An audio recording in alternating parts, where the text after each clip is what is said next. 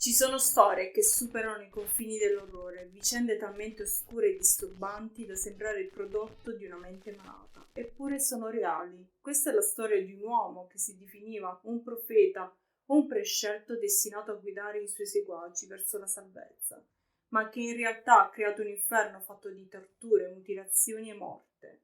Roche Thériault, con il suo carisma e le sue deliranti convinzioni, ha portato la sua setta a compiere atti di brutalità estrema, instaurando un regime di terrore e sottomissione assoluta. Quello che all'inizio sembrava un rifugio per anime in cerca di spiritualità si è presto trasformato in una prigione dell'orrore, un luogo dove il dolore e la paura erano all'ordine del giorno. Donne e bambini costretti a subire sofferenze indescrivibili, seguaci manipolati fino al punto di perdere completamente la propria identità, costretti ad accettare come divina ogni atrocità inflitta dal loro leader. Ciao, io sono Rita e questo è Real Paracrime. Se siete nuovi qui, benvenuti. Il mio obiettivo è raccontare storie con rispetto per le vittime, esplorando le complessità di ogni caso, sia paranormale che di true crime, dando voce a vicende meno conosciute o a casi che hanno catturato la mia curiosità. Ovviamente i miei contenuti non sono adatti a tutti, quindi se trovate il video troppo pesante vi prego di uscire. Grazie per la comprensione e se non ancora l'hai fatto iscriviti al mio canale, lascia un commento, un mi piace perché il vostro supporto per me è davvero importante. Adesso ragazzi, il caso di oggi è un caso davvero crudo, quindi io vi sto già avvisando che non sarà un caso semplice, è un caso molto lungo, che io stessa ho fatto fatica a farlo, vi dico la verità, perché la crudeltà di questo uomo supera ogni limite e vedrete poi il perché dopo. Una cosa davvero assurda, ecco. Questo è il mio disclaimer per oggi. Roche Thériault nacque il 16 maggio 1947 nella valle del Saguenay in Quebec da Hyacinthe e Henriette Thériault. È il secondo di 7 figli. All'età di 6 anni la sua famiglia si trasferì nella comunità di Thetford Mines nelle Eastern Townships e in seguito Roche avrebbe raccontato di aver giocato con orsi selvatici da bambino, un dettaglio che comunque alimentò la sua immagine eccentrica. La scuola locale di Thetford Mines arrivava fino alla settima elementare e nessuno dei fratelli Thériault proseguì gli studi oltre. Nemmeno Roche, nonostante fosse un bambino brillante, estroverso e con una spiccata curiosità per l'apprendimento. In età adulta avrebbe dichiarato che il suo papà comunque era violento, ma il papà comunque negò sempre di aver mai picchiato i figli, non l'ha mai fatto. Inoltre da ragazzo Roche non si era mai lamentato di questa cosa, quindi non si sa perché l'abbia fatto. Il papà era comunque un uomo profondamente religioso, membro della Union des Electors, Unione degli Elettori, nota anche come Berets Blancs, berretti bianchi, per via della loro uniforme. Si trattava di un ramo cattolico estremista legato al movimento creditiste dell'epoca della Grande Depressione. Tra la partecipazione obbligata alla messa e le campagne di distribuzione di opuscoli religiosi porta a porta, impostati dal papà, Roche sviluppò un odio crescente per il cattolicesimo, in generale anche per le religioni organizzate. Nonostante ciò, la sua infanzia fu piuttosto ordinaria e la sua adolescenza trascorse senza eventi di rilievo a Thetford Mines. Tuttavia, con il tempo, Roche si rese conto che lamentarsi del proprio passato comunque suscitava compassione negli altri, un'attenzione che ben presto divenne un suo bisogno. Questo unito al suo interesse per gli argomenti che gli permettevano di ostentare una presunta intelligenza acuta, persino gli psichiatri lo elogiavano sempre per la sua mente brillante che aveva. Questa mente brillante lo spinse a costruire un'immagine carismatica e affascinante. Inoltre il suo aspetto fisico e il suo innato esibizionismo contribuivano a farlo notare sempre di più. Nel tempo sviluppò anche un crescente interesse per la spiritualità. L'11 novembre 1967 sposò Francine Grenier, una ragazza di una città vicina. La coppia si trasferì a Montreal nei 3 anni successivi e ebbe 2 figli, Roche Sylvain e François. Durante questo periodo Roche sviluppò gravi ulcere gastriche che richiedevano comunque un intervento chirurgico. Le complicazioni post-operatorie gli causarono un persistente disagio digestivo, rendendolo sempre più irritabile. Nel frattempo Roche sviluppò anche un'ossessione per la medicina e iniziò a studiare anatomia in modo autodidatta. Dopo alcuni anni la famiglia tornò a Thetford Mines e lui affinò le sue abilità di falegnameria. Contemporaneamente si avvicinò alla politica locale e aderì a Club Aramis, un'associazione francese simile agli Shiners, un gruppo massonico noto per le sue attività filantropiche. Tuttavia, anziché rispettarne gli ideali, manipolò l'organizzazione, trasformandola in una piattaforma personale, da cui deridere il cattolicesimo, nonostante gli altri membri fossero comunque molto credenti. In questo periodo Roche sviluppò anche un crescente interesse per il sesso e la sessualità, un cambiamento che non fu ben accolto né dalla moglie né dai suoceri. Cominciò a bere pesantemente e a utilizzare le vendite delle sue sculture in legno come pretesto per lasciare Thetford Mines e recarsi nei fine settimana a Quebec City, dove comunque intratteneva relazioni con diverse donne. Tra queste vi era Giselle, una delle amanti abituali. Con il tempo i problemi finanziari di Roche peggiorarono e la cooperativa di credito locale gli confiscò la casa di Thetford Mines. Questo fu il punto di rottura per Francine, la sua attuale compagna, che decise di lasciarlo definitivamente. Poco dopo Roche intraprese una relazione ufficiale con Giselle, l'amante praticamente. Nonostante fossero già appunto amanti, per mantenere una facciata di moralità, agli occhi degli altri si sistemò un letto nel retro del camioncino, fingendo che i suoi valori gli impedissero di dormire con una donna senza essere sposato. Fu in questo periodo che Roche-Thériault scoprì la Chiesa Avventista del Settimo Giorno, una denominazione cristiana protestante nata negli Stati Uniti nel XIX secolo, caratterizzata dall'osservanza del sabato come giorno di riposo sacro, cioè anziché domenica per loro era il sabato, e dalla promozione di uno stile di vita salutare che include spesso una dieta vegetariana, evitando comunque alcol e tabacco. Roche divenne il seguace più devoto di questa comunità, che era guidata da un ministro guantalupano di nome Pierre Zita. Gli avventisti si incontravano ogni sabato in una stanza di un motel locale. Roche iniziò a seguire scrupolosamente le restrizioni nutrizionali della Chiesa, smettendo anche di bere alcolici.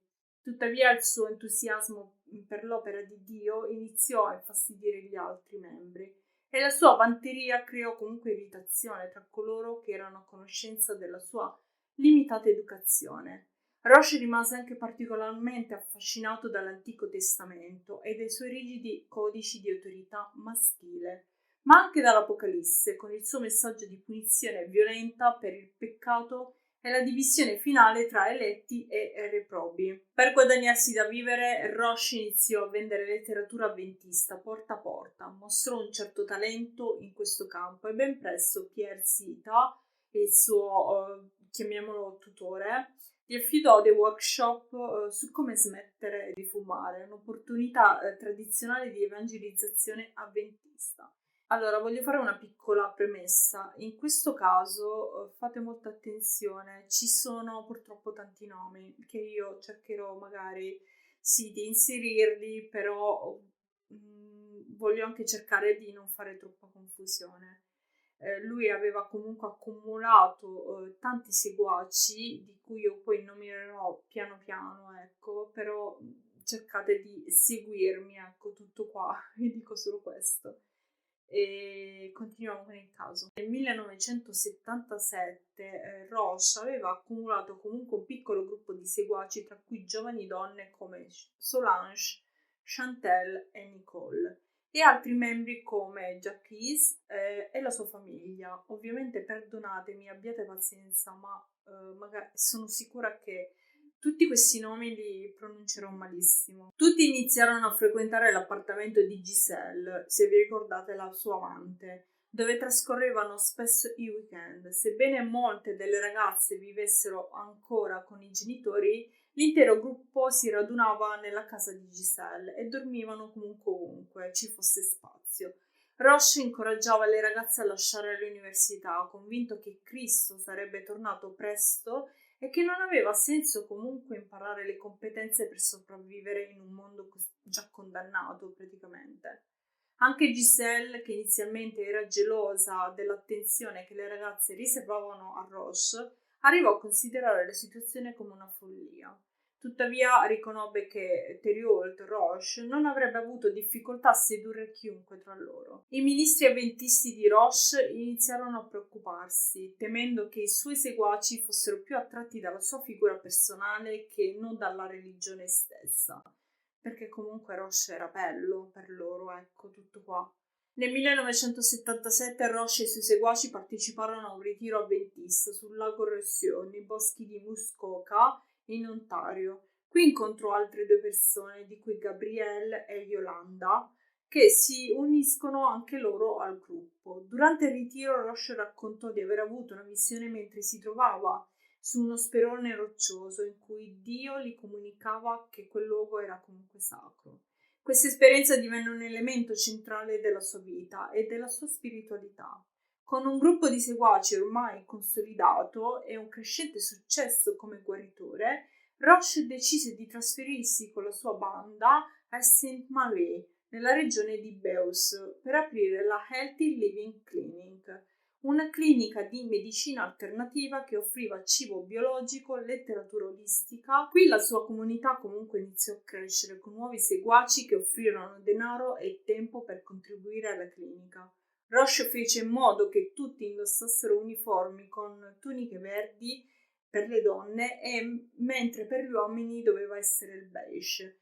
E per lui indossava invece una tunica marrone scuro come i classici monaci. Nonostante i debiti accumulati e la crescente sorveglianza della polizia, Roche continuò a prosperare e attirare nuovi seguaci, tra cui Leo Marc e la sua famiglia. Tuttavia le dinamiche all'interno del gruppo divennero sempre più turbolenti, con le donne che lottavano per l'attenzione di Roche e Giselle che, sentendosi poverina respinta, cercò di consolidare la sua posizione nel gruppo sposando Roche. Nonostante le difficoltà, Roche non sembrava turbato dalle critiche degli avventisti, che lo espulsero dalla chiesa avventista nel 1978 e continuò a spingere i suoi seguaci a sposarsi tra di loro, nonostante comunque non avesse autorità religiosa. Nel marzo del 1978 una delle ragazze di nome Geraldine purtroppo morì, faceva parte comunque del gruppo ed era stata affidata alla clinica di Roche per curare la sua leucemia.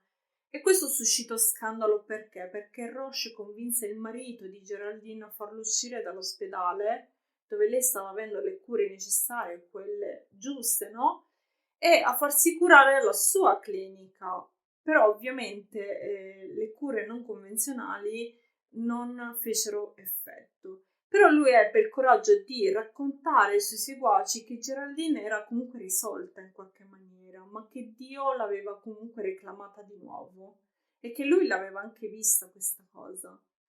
Un po' assurdo, però vabbè. Sempre nel 1978, se vi ricordate, comunque la chiesa avventista aveva espulso lui, ma questo ovviamente non lo fermò. A maggio sposò alcuni dei suoi seguaci, nonostante comunque, vi ripeto, non aveva autorità religiose e le cerimonie matrimoniali furono comunque descritte come bizzarre e segnate da discorsi sulla sottomissione della donna. Allo stesso tempo la sua comunità continuava a crescere e Giselle, incinta e sempre più isolata, minacciò di lasciare il gruppo se Roche non avesse cambiato il suo comportamento. Ovviamente la sua risposta non fu delicata, fu una risposta violenta, la minacciò e le mise le mani alla gola e poi la strattonò. Nel giugno del 1978, nonostante il successo Finanziario della clinica, Roche decise di trasferirsi spostando il gruppo nella natura selvaggia, dalla penisola di Gaspé. Qui Roche rivelò ai suoi seguaci che il mondo sarebbe finito nel febbraio del 1979, se non sbaglio il 17 febbraio, e che solo loro, gli eletti, sarebbero sopravvissuti. Il gruppo si stabilì in una collina isolata chiamata Montagna Eterna, dove Roche continuava a guidare la sua comunità con la promessa di un futuro apocalittico. Il gruppo partì a piedi dal villaggio di Saint-Orgues il 9 luglio 1978 sempre, dirigendosi verso le colline. Camminarono per 2 giorni finché non trovarono una collina isolata vicino a un piccolo specchio d'acqua chiamato Lago Secco. Roche battezzò il piccolo tumulo Montagna Eterna e fu lì che il gruppo decise di stabilirsi. Costruirono una città di tende, passarono una settimana a recuperare gli attrezzi, poi iniziarono a costruire una grande capanna comune. Lavorarono almeno 17 ore al giorno per ripulire il terreno e occasionalmente procurarsi provviste dal villaggio.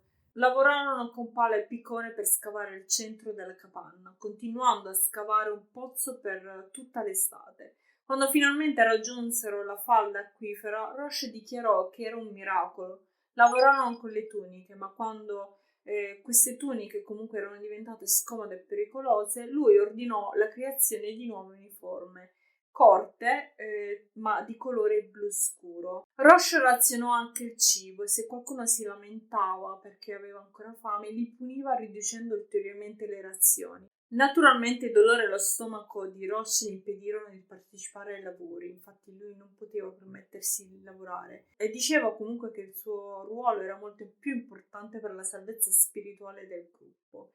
Quindi insegnava ai suoi seguaci che tutti, in particolare le loro famiglie, erano oppressori e condannati a un destino di morte eterna per il male inflitto a queste anime innocenti. Per alcuni questo divenne insostenibile, infatti Yolanda, che si era unita al gruppo con l'amica Gabrielle, tornò in Francia dicendo che il suo passaporto comunque era scaduto, mentre Leo Marc, che si era anche lui unito alla Healthy Living Clinic con la sua famiglia, aveva dato tutti i suoi soldi a Roche, caricò i suoi pochi averi e tornò verso la civiltà, quindi alcuni di loro scapparono. Roche non fece nulla per fermarli, ma si rese chiaro che erano queste persone che lasciavano comunque la loro comunità, erano persone malvagie agli occhi di Dio. Quando la costruzione della capanna fu completata a settembre, si trattava di una sola stanza con pavimento fatto di tondi di legno pestati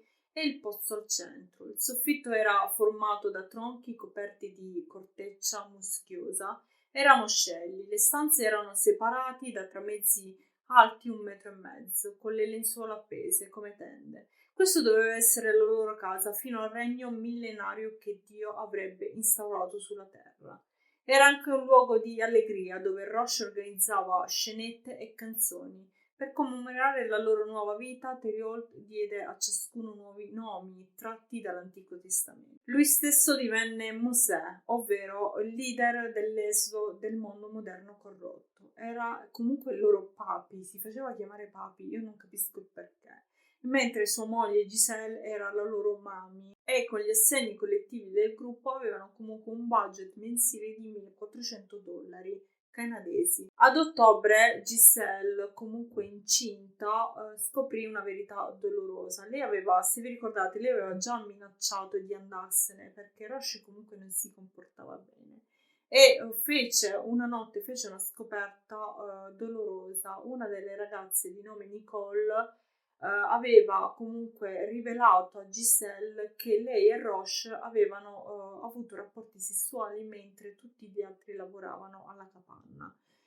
Questa rivelazione devastò Giselle, che fuggì sconvolta dalla capanna. Tuttavia Roche, furioso, la rincorse, la strattonò e le strinse le mani attorno alla gola, stessa cosa che fece anche prima. Spaventata e temendo per la sua vita, Giselle si arrese e accettò di tornare al complesso. Dopo questo episodio, Roche decise di annullare tutti i matrimoni esistenti nella comunità, dichiarando che nessuna unione aveva più valore tranne la sua con Giselle. Poi iniziò a sposare personalmente tutte le donne del gruppo, affermando di essere il loro unico marito e leader spirituale. Tra queste c'era anche Gabrielle Nadeau, una giovane donna con sclerosi multipla. Sebbene con lei non cercasse alcun rapporto fisico, con le altre invece intrattenne relazioni sessuali, piegandole alla sua volontà una dopo l'altra. L'ultima a cedere fu Solange, la più ribelle del gruppo. Ricordatevi Solange dopo. L'unica eccezione fu Maryse, che rimase fuori da questa dinamica, un'altra donna. Tuttavia un nuovo problema emerse. Le famiglie dei seguaci tentarono di fermare il gruppo. La polizia voleva prendere Roche, ma non aveva prove concrete che fosse pericoloso. Ciò nonostante, Roche si sottopose a una valutazione psicologica, dichiarando di non essere il capo del gruppo e che vivevano in pace senza alcuna promiscuità. Omise le informazioni sul razionamento del cibo e gli abusi. Le autorità capirono che fosse un pazzo delirante, ma senza prove concrete di pericolo lo rilasciarono. Roche abbandonò la dieta avventista, iniziando a mangiare carne e cibo spazzatura. Fece prostituire Gabrielle, una delle ragazze, a una droghiera locale in cambio di latte, carne e formaggio, e riprese a bere dopo 2 anni di sobrietà. Cominciò a tenere lunghi e sconnessi sermoni da ubriaco. Se qualcuno si addormentava, lo picchiava con una mazza. E quando Maryse Grenier, un'altra ragazza incinta, mangiò 2 pancake in più di quelli che Roche gli aveva assegnato, le colpì il fianco rompendole 2 costole. Una punizione comune era quella di costringere qualcuno a spogliarsi e stare in piedi nella neve per ore. Nessuno reagiva, temendo di sfidare Dio stesso.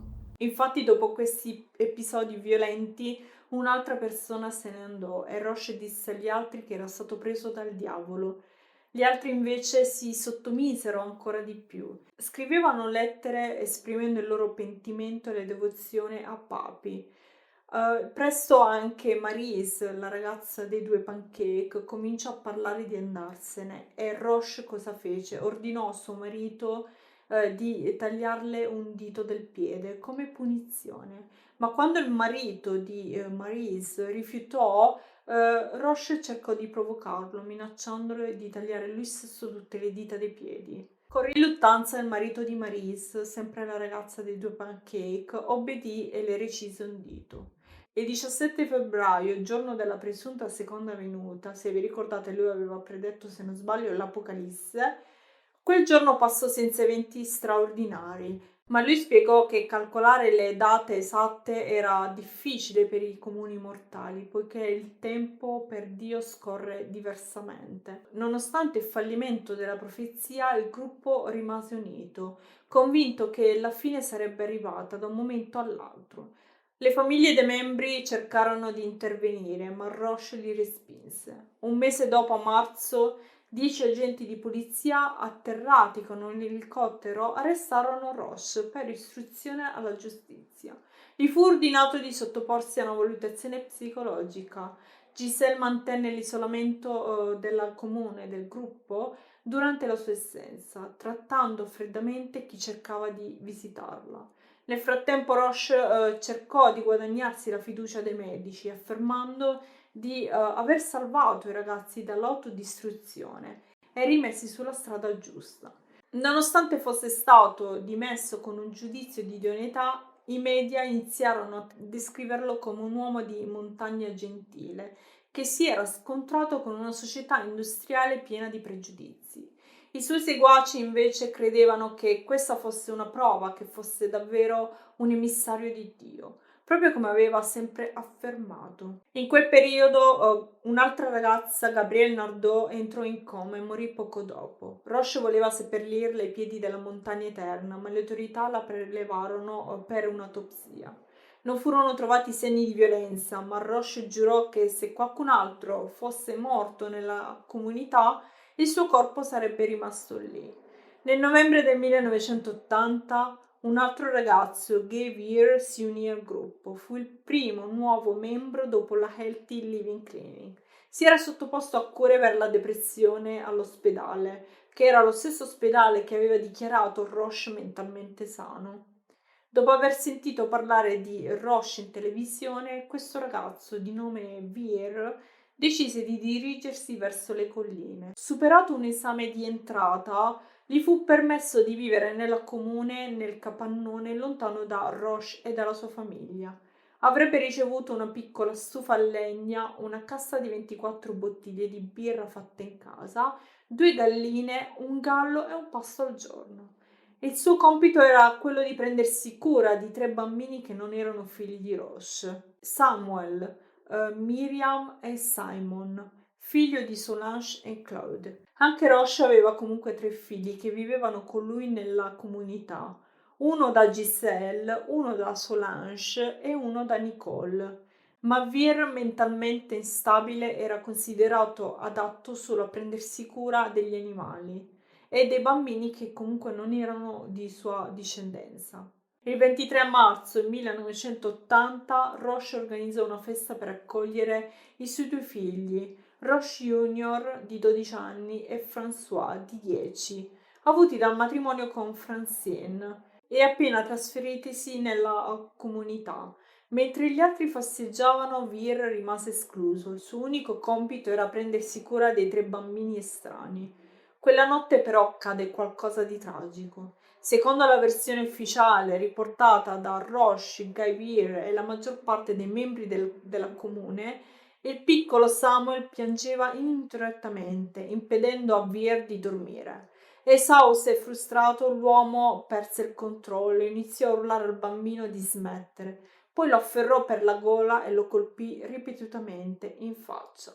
Il mattino seguente Roche venne a sapere dell'accaduto e notò che Samuel non stava bene, la sua testa pendeva innaturalmente, la sua parte genitale comunque era gonfia.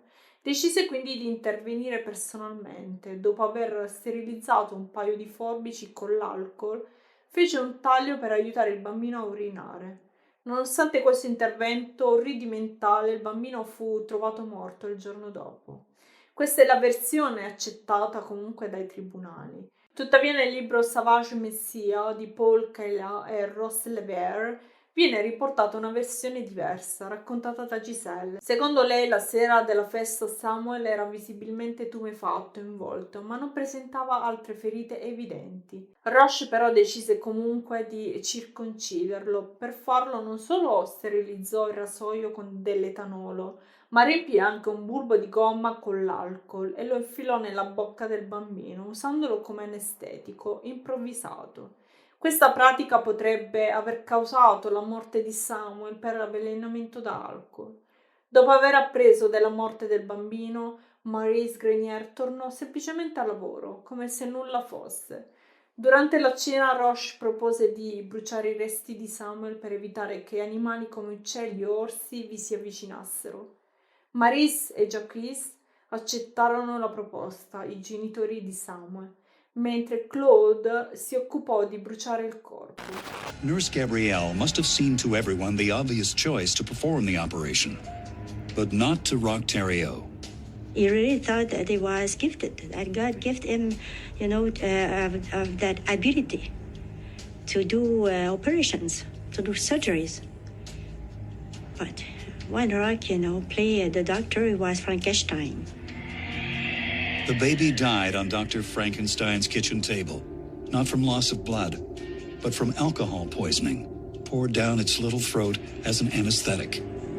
Poi la vita nella comunità comunque continuò come se nulla fosse accaduto, come se non fosse successo proprio nulla.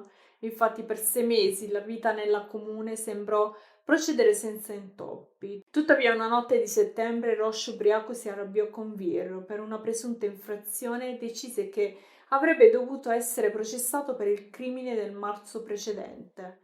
Nominò un ragazzo come giudice, mentre Giselle come accusatore, Claude come difensore e Gabrielle agì come coroner, e le altre 6 mogli di Roche costituirono la giuria.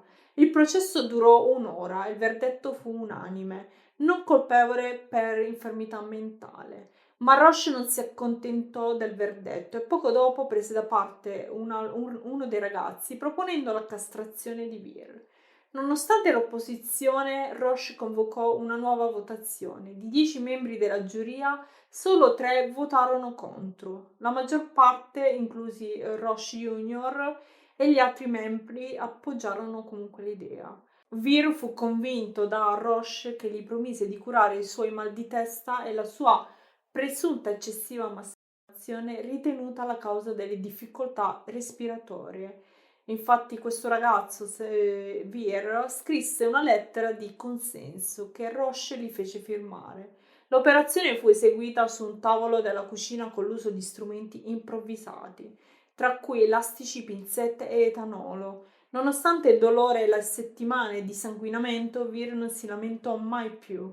Rush continuò a tormentare questo povero ragazzo, sottoponendolo a torture psicologiche e fisiche, come giochi in cui i seguaci dovevano trafiggere Vir con coltelli solo per fermarsi all'ultimo momento, come Dio fece con Abramo. Ma il 5 novembre Vir fuggì e si rifugiò nel villaggio di Saint-Jacques, dove raccontò agli abitanti la verità sui crimini. La polizia fece irruzione, arrestò Roche e i genitori di Samuel e trasferì i 7 bambini in case e famiglie. Trovarono i resti del corpo e altre prove, tra cui la lettera di consenso di Vir e le schede per la votazione. Dopo l'autopsia che confermò la responsabilità penale della comunità nella morte di Samuel, la polizia formulò diverse accuse. Roche e alcuni suoi membri furono accusati di negligenza criminale, mentre altri furono accusati di ostruzione alla giustizia. Altri invece furono accusati di negligenza nei confronti dei loro figli. Tutti si dichiararono non colpevoli. Alla fine del processo, che durò 9 mesi, tutti gli accusati furono dichiarati colpevoli. Alcuni ebbero 3 anni di libertà vigilata, mentre alcuni 6 mesi di prigione. C'è stato praticamente un misto. E anche Vir fu condannato, ma assolto per incapacità mentale. Mentre Gabrielle fu condannata a 9 mesi di prigione e a 3 anni di libertà vigilata. Roche invece fu condannato a 2 anni di prigione e 3 anni di libertà vigilata per ciascuna delle accuse. Fu trasferito al centro di detenzione del Quebec City. I membri del gruppo si trasferirono tutti a Quebec City vicino al loro leader, mentre la polizia distrusse la loro capanna. Roche iniziò a raccogliere appunti per un libro, che fu pubblicato nel novembre del 1983. Tuttavia quella che sembrava essere la fine era solo l'inizio. Roche fu rilasciato nel febbraio del 1984. I suoi seguaci volevano rimanere insieme in città, forse affittando una casa, ma Roche comunque aveva altre intenzioni. Decise che sarebbero tornati nella boscaglia per ricominciare tutto da capo, questa volta a Somerville, nella contea del Victoria, in Ontario. Roche affermò di aver smesso di bere e che non ci sarebbero state più violenze. In qualità di emissario di Dio, i suoi seguaci erano obbligati a seguirlo. Nel maggio del 1984 trasferì il gruppo nella loro nuova casa e iniziò la costruzione di una nuova baita, isolata, come la precedente. Progettò una rudimentale segheria con una motosega, un motore di motoslitta e alcune parti di bicicletta. Realizzò anche un tapis roulant trainato da cavalli per macinare l'acqua da una sorgente vicina e decise di farsi chiamare Rock, cioè di trasformare il suo nome da Roche a Rock, non mi chiedete perché ragazzi, e commissionò la costruzione di una capanna a forma di A. Una casa a 2 piani con cucina, panificio, baracca per lo zucchero d'acero, affumicatoio, cantina e un santuario, e anche un altare in pietra su cui avrebbe comunicato con Dio. Tutto fu costruito dai suoi seguaci maschi e 9 femmine, 4 delle quali erano incinte, e tutte erano responsabili dei 10 figli della comune, con età compresa tra 1 e 15 anni. Lavoravano d'estate con pantaloni lunghi e maglioni per proteggersi dalle zanzare. Rock stabilì, ricordiamoci che ha cambiato il nome, quindi lo chiamerò d'ora in poi Rock, stabilì una nuova gerarchia nel gruppo, assegnando alle sue mogli vari compiti. Nessuno dei visitatori di Somerville, la zona in cui si erano accampati, era a conoscenza della rigida e brutale organizzazione del gruppo. Nonostante lui avesse detto che non ci sarebbe stata più violenza, era una bugia. Ovviamente lui era ritornato con la sua stessa gerarchia che aveva anche prima, quindi sottomissione della donna, abusi, l'uomo doveva comunque picchiare la donna in caso gli rispondesse male o non obbedisse. Ecco, il Medioevo praticamente, ragazzi, tutto qua. Quindi la comunità di Somerville li considerava eccentrici ma laboriosi. Tuttavia la contea del Victoria aveva opinioni diverse. Rifiutavano comunque al gruppo il finanziamento perché consideravano il gruppo un'istituzione piuttosto che una famiglia. Questo rinforzò la convinzione del gruppo che il mondo esterno fosse ostile nei loro confronti, nel loro stile di vita, intensificando la loro alienazione e isolamento. Per quanto riguardava Rock, se il resto del mondo non avrebbe dato loro ciò che avevano bisogno, se lo sarebbero preso tranquillamente. Cominciò a ordinare le sue mogli di rubare nei negozi locali, latticini, verdure, carne, prodotti in scatola, bibite, carta igienica, tutto ciò di cui avevano bisogno e che non potevano più permettersi.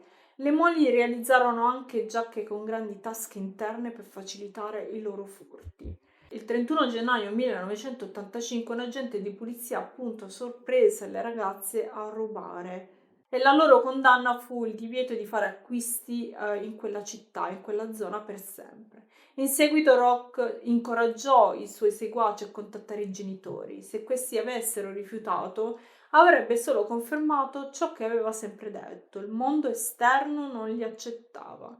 Se invece avessero accettato, il gruppo avrebbe ottenuto il denaro per vivere in isolamento. Rock aveva così influenzato i suoi seguaci che alcuni di loro lo imploravano di non contattare i loro genitori. La risposta era sempre la stessa: se le ragazze volevano soldi, avrebbero dovuto lasciare Rock, cosa che ovviamente non sarebbe mai successo. Il gruppo iniziò a vendere frutta e successivamente dolci. Questo si rivelò un successo e Rock organizzò il gruppo come una società. Li chiamò Ant Hill Kids, il formicaio dei bambini, perché lavoravano insieme come un formicaio. Sebbene il gruppo dovesse ancora sopravvivere con mais e patate, ora guadagnavano qualche soldo. Tutto sembrava comunque andare per il meglio. Ma quando Rock divenne meno disperato, iniziò a annoiarsi e quando si annoiava ricominciava a bere. Smise di lavorare usando i suoi dolori allo stomaco come scusa. Si prescriveva una cassa di birra per qualsiasi tipo di dolore. Scusatemi se mi viene da ridere. Quando era ubriaco parlava dei suoi tesori, che consistevano in gioielli di bigiotteria senza valore, e il resto del gruppo terrorizzato non osava fare altro che fingere interesse nei suoi confronti. Avrebbe anche manipolato le sue mogli mettendole l'una contro l'altra e manipolando anche la loro autostima. Inoltre organizzava incontri di lotta tra le donne e metteva un uomo in mezzo a un cerchio e ordinava alle donne di colpirlo e prenderlo a calci, così senza motivo. A volte si univa anche agli incontri, ma le regole cambiavano. Se lo colpivi sarebbe stato privato delle razioni di cibo. Rock a volte picchiava o frustava i suoi seguaci, li colpiva con l'ascia o con un martello. Era loro proibito andare in ospedale, a volte urinava su di loro o li costringeva a fare cose umilianti. Una volta tagliò la giugulare di Jacques, uno dei ragazzi, con un bicchiere di vino rotto. Ordinò anche a questo ragazzo che fosse circonciso. Questi atti di violenza erano visti da Rock come una punizione per i peccati dei suoi seguaci. Dopo ogni atto violento si pentiva e piangeva, chiedendo a Dio di smettere di usarlo come veicolo per la giustizia divina. Il 26 gennaio 1985 Gabrielle mise il suo bambino di 5 mesi, Eleazar, il figlio di Roche, in una carriola. Nevicava e la temperatura era di meno 10 gradi. Alle 10:45 il bambino comunque era morto. Rock odiava il bambino, accusandolo di essere il marchio del diavolo e lo picchiava frequentemente. Gabrielle pensò che in qualche modo fosse un atto di pietà per il bambino. Il medico legale della contea, amico di Rock, dichiarò che si trattava di una sindrome della morte improvvisa del lattante. Praticamente coprì Rock. La Children Aid Society iniziò a monitorare la comunità sospettando degli abusi. La corte ordinò una valutazione indipendente e il team, composto da alcuni dottori, raccomandò che i bambini fossero immediatamente riportati a Burn River. Nel loro rapporto di 300 pagine lodarono lo spirito pionieristico e l'approccio sperimentale di Roche sull'educazione sessuale. Accusarono il governo di aver cercato di perseguitare il gruppo, tentando di forzarne la dissoluzione attraverso la negazione dell'esistenza sociale, un grave abuso dei loro diritti civili. Sempre la Children Aid Society rilasciò il suo rapporto, di cui Rock sembrava essere ben informato fin dall'inizio. Da parte sua si comportava in modo affabile con tutti coloro che venivano a valutare la sua comunità. Tuttavia, il 26 ottobre 1987 la Corte decise che i bambini sarebbero stati affidati allo Stato, senza alcun contatto con i genitori. La Corte considerò che Rock era un individuo manipolatore, una persona che rappresentava un serio rischio di abuso e sfruttamento. Nel frattempo Roche iniziò a fare networking, scoprendo un movimento fondamentalista mormone e incontrando il psichiatra forense dottor Jess Koesberg, che era anche il presidente di un ramo della Chiesa di Gesù Cristo dei Santi degli Ultimi Giorni, la LDS.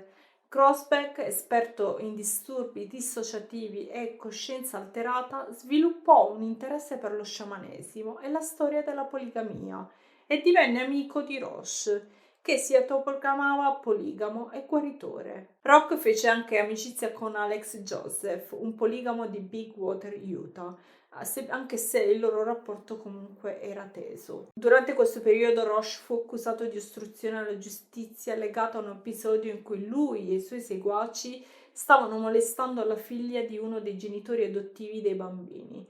Aggredì anche un vicino, un costruttore di canoe di nome Jean Mark Martin, con cui in passato aveva avuto rapporti amichevoli. Inoltre si trovò nei guai con la polizia durante un viaggio nello Utah, che gli costò una multa di $75 americani.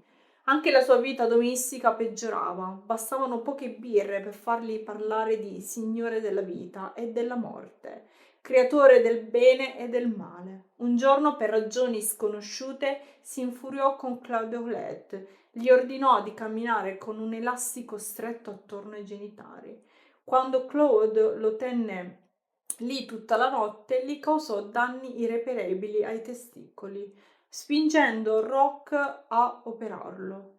Usò una lametta per tagliare la parte genitale, rimosse un testicolo infetto con le mani, poi cauterizzò la ferita con un pezzo di ferro rovente. Dopo aver chiesto alla comunità se Claude dovesse essere lapidato, quando la mozione fu respinta, Rock minacciò di aprirgli lo stomaco con una torcia. Claude riuscì a scappare nel bosco, dove rimase finché Rock non si riprese dalla sbornia. Ritirarsi nel bosco divenne una tattica comune tra Claude, Gabrielle, Giselle e altri membri del gruppo. Giselle in particolare si rifugiava a casa del padre ogni volta che la situazione diventava insostenibile, finché Rock non la convinse a tornare. Poi la trattava bene per un po', ma alla fine la puniva per l'avergli portato disonore. Nel febbraio del 1987 Rock lanciò un coltello a Giselle, causandole una ferita profonda nella coscia, che iniziò subito a sanguinare. Quando si svegliò 2 ore dopo, notò che si era formato un coagulo e la gamba di Giselle si era gonfiata. Così Rock decise di operarla, premendo sulla ferita per farla riaprire. Usò una lima di ferro rovente e versò acqua bollente sulla ferita. Una settimana dopo l'infezione ovviamente peggiorò e Rock decise di trattarla con una miscela di sale, olio d'oliva e gomma di abete rosso. Anche quando la gamba di Giselle cominciò a guarire, le tentò di fuggire, ma tornò dopo pochi giorni. Rock continuò con le sue pratiche violenze e sadiche, torturando i suoi seguaci in modo inumani. Tra le sue azioni ci furono torture fisiche e psicologiche, tra cui colpire, bruciare, frustrare, mutilare e persino costringere le persone a mangiare escrementi o topi morti. Fece anche soffrire animali, tra cui uno dei suoi cavalli, che picchiò a morte con una catena. Roche fece in modo che le sue mogli, tra cui Gabrielle e Giselle, fossero sottoposte a punizioni orribili e costanti. Alcuni dei suoi seguaci vennero anche sottoposti a trattamenti medici crudeli, come l'operazione dell'utero di Gabrielle, che si concluse con un lungo periodo di sofferenza. Solange, che aveva cominciato a sentirsi male nell'autunno del 1988, fu convinta da Roch che avesse problemi al fegato. Dopo essersi ubriacata, Roch la sottopose a un trattamento crudele e bizzarro. La legò a un letto e tentò di inserire un tubo per clistere. Dopo aver tentato invano, per mezz'ora la colpì e praticò una crudele incisione sulla parte destra. In seguito continuò a torturarla con trattamenti freddi e caldi, finché Solange non morì. La causa della morte fu una grave infezione che i medici attribuirono a peritonite acuta, una condizione derivante da un'infezione batterica. Rocco fu inizialmente sconvolto dalla morte di Solange, ma successivamente cercò di togliersi la vita più volte, fallendo ogni tentativo. La sua lettera allo spirito di Solange dimostrava una continua lotta interiore tra la sua fede malata e le sue azioni disumane. Questo è solo un frammento della sua storia che continuerà a minacciarsi con il suo comportamento crudele e psicologicamente manipolativo nei confronti di chiunque fosse sotto il suo controllo. Talmente sconvolto dalla morte di Solange, cercò anche di farsi sparare da uno dei ragazzi, poi ingerì un'overdose e infine tentò di annegarsi, ma poi, secondo una lettera che Roch scrisse allo spirito della defunta Solange, una strana forza entrò nelle mie braccia e mi strappò i legami. Uscì dall'acqua urlando: Dio non vuole che io muoia. Dopo aver mandato uno dei ragazzi a prendere Giselle dalla casa dei suoi genitori, Roch telefonò al dottor Jess Grosebeck. Viaggiando nello Utah il 16 ottobre 1988 raccontò al medico che Solange era morta improvvisamente nei boschi a causa della rottura spontanea di una vela nell'esofago, cosa che non è vera ovviamente. Il dottor Grosebeck cercò di rassicurarlo dicendogli che non avrebbe potuto fare nulla per salvarla. Descrisse una serie di sogni inquietanti di cui sentiva la presenza di Solange dentro di sé, credendo che si stesse reincarnando nel suo corpo attraverso il suo stesso seme. Fu così che lui e Grosebeck si convinsero di essere di fronte alla prima nascita inversa, una rinascita spirituale attraverso il ventre di un uomo, parallela alla nascita carnale attraverso l'utero di una donna. Rock arrivò persino a credere di essere incinto della defunta Solange. Deciso a dare ufficialità alla sua follia, Rock convinse Alex Joseph, uno dei ragazzi del gruppo, a celebrare un matrimonio post mortem tra lui e Solange, unendoli simbolicamente. Questo matrimonio, che non aveva comunque valore legale, rappresentava il desiderio di Rock di mantenere un legame con Solange anche dopo la sua morte e ordinò a Claude di riesumare il corpo di Solange portandola ulteriormente alla luce la sua ossessione morbosa.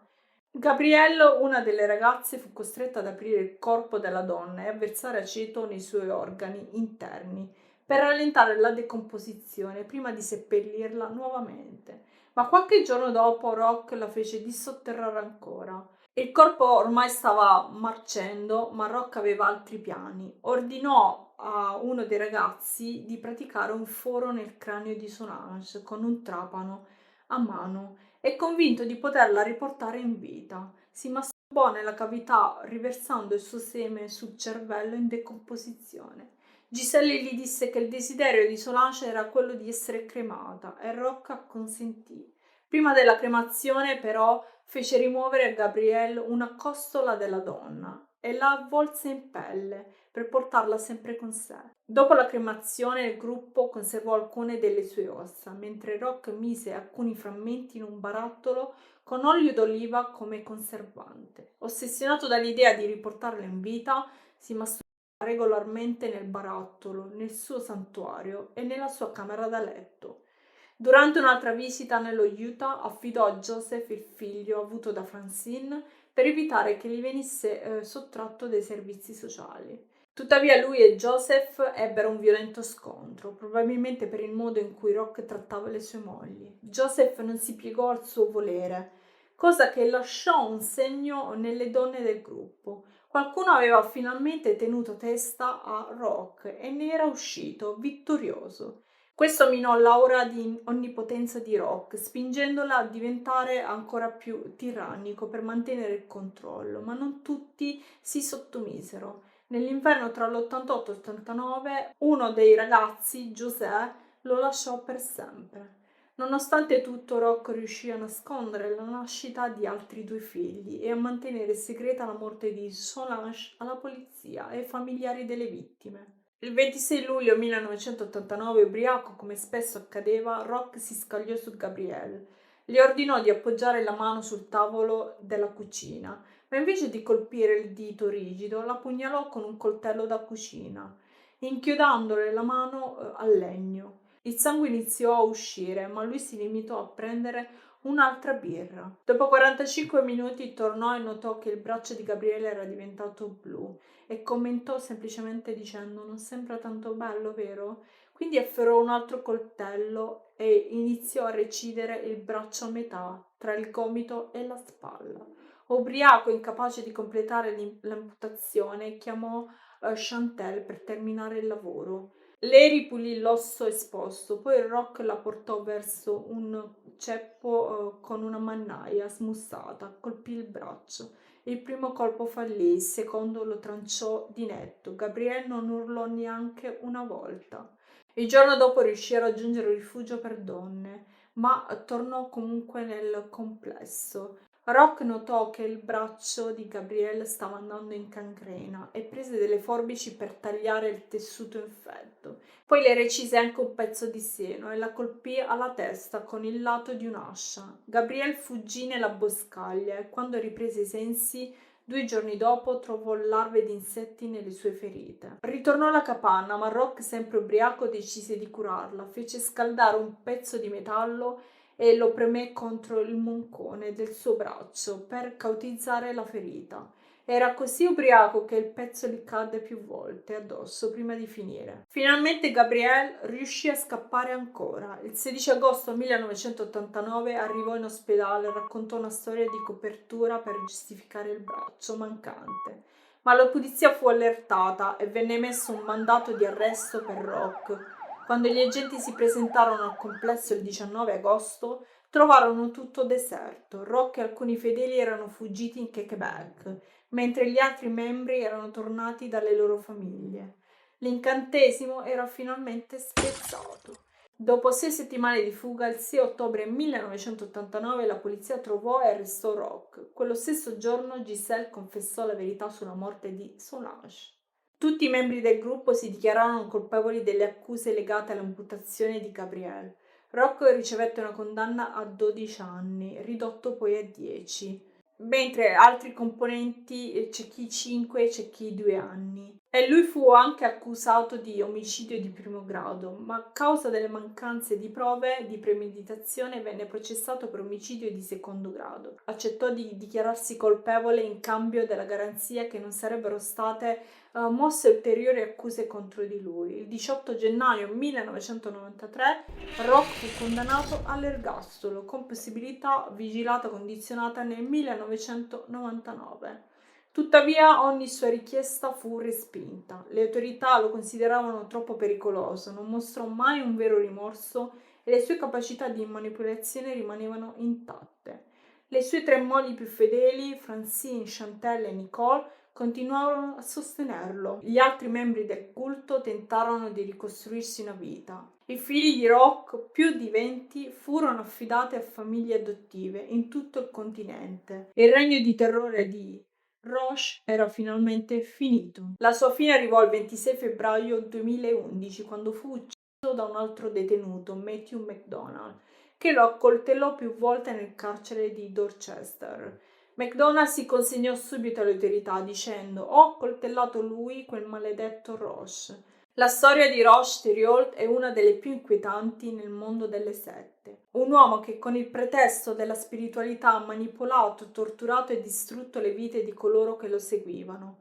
Anche dietro le sbarre, non ha mai mostrato rimorso per le sue azioni e alla fine ha incontrato una morte violenta per mano di un altro detenuto. Un destino forse inevitabile per qualcuno che ha seminato così tanto dolore.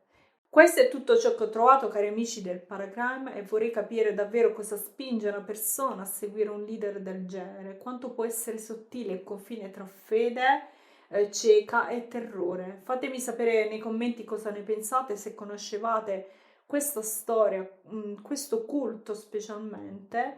Io vi ringrazio come sempre per avermi fatto compagnia anche oggi, se siete arrivati fino alla fine del video, e nulla, ci vediamo al prossimo video. Ciao!